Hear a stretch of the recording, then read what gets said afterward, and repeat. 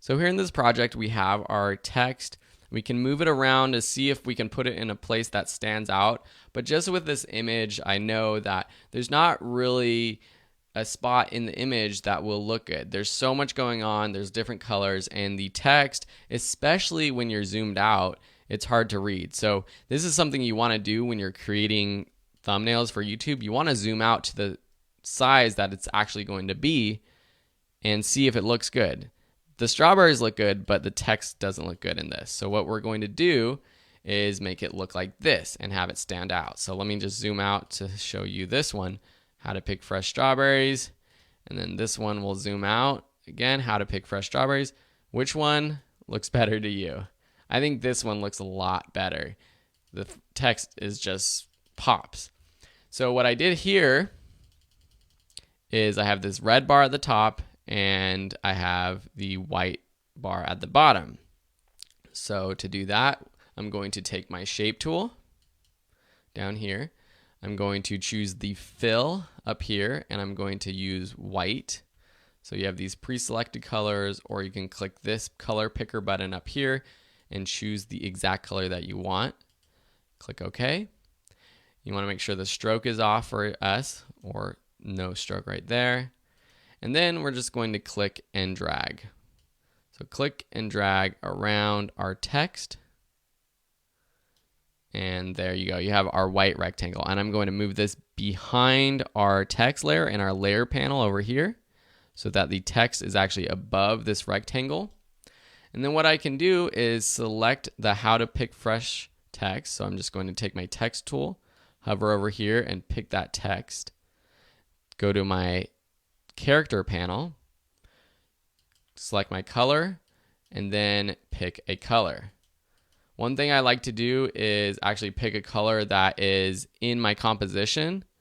So I can actually just hover over these strawberries and see if there's a color that I like that I want to use. I think just the combination of choosing colors that are within the photo make it look even better. So that looks pretty good. The next thing I'm going to do is create another shape layer for the background of strawberries. I could do that either by taking the rectangle tool and then clicking and dragging again to create a new tool, or what I can do is duplicate this rectangle layer that we already have by right-clicking it and selecting duplicate layer. I'm going to just say OK, or you can rename it. Now we have these two layers. I'm going to select one of them. I'll just select this one in the bottom and then press down, the down arrow on your keyboard, or shift down to have it jump a little bit more. Then I'm going to choose the color first. So I'm going to double click down here in this little box where next to the rectangle 1 text. And then I'm going to pick the red color of the font so that it matches that color. And now I can resize this box because it's not perfectly aligned. So I'm going to, with my move tool, I'm just going to drag up a little bit and drag down. I can use my arrow keys to move it around a little bit. And then when I want to apply it, I can press return on the keyboard or just click the apply button when it pops up. And this looks pretty good. The one thing I don't like about this now is that the strawberry text is too close to the white bar up here. You see how it's too squished up next to how to pick fresh.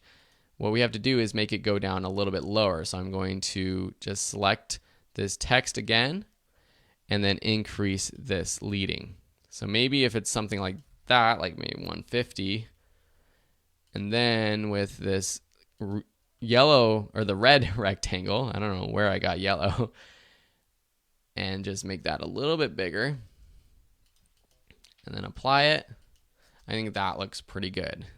Now I could zoom out, again pressing Z on my keyboard, option clicking, and then I could select all of the rectangles, the 2 rectangles and the text, and then with my move tool I can move these around. I can even resize them now so they're locked together. So if I resize them, they'll all resize together.